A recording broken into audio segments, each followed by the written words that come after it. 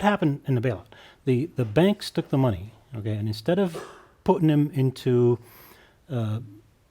lending to small businesses, lending to home buyers, they held on to that money in their banks, in their vaults, to improve their leverage positions. And what did they do with that? They went back to the gambling tables, creating bigger and riskier bets on what caused the problem in the first place. So in a sense, they were allowed to not learn the lesson of what happened and Right. perpetuate the cycle. Exactly, and that's and that happened for two reasons. The system was so toxic and complex that no one understood what it meant to offer the bailout. The other aspect of it is that really our government that undersigned all the creation of the credit facilities and all that is clueless. They have absolutely no knowledge of how financial markets work. They have absolutely no knowledge of how this derivatives industry that is worth trillions of dollars can impact you and me.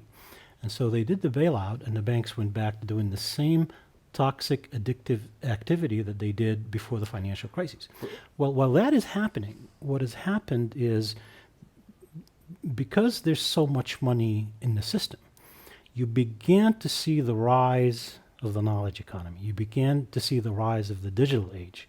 Since 2008, investment in things like green energy, like reusable energies, solar panels, wind, and so forth, has gone up about 12 times just in the last 8 years.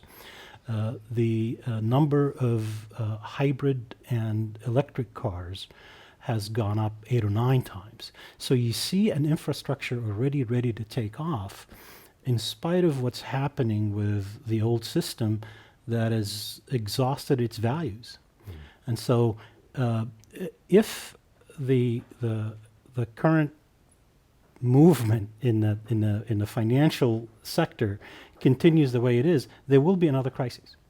But this time what will happen is that I'm hoping that no government will be unwise to the point that they do another bailout. I hope that they see that the new system is rising on its own, and that instead of bailing out banks, that they will provide assistance to individuals who are affected by the collapse, and that nurse the new system in making it appear a lot quicker.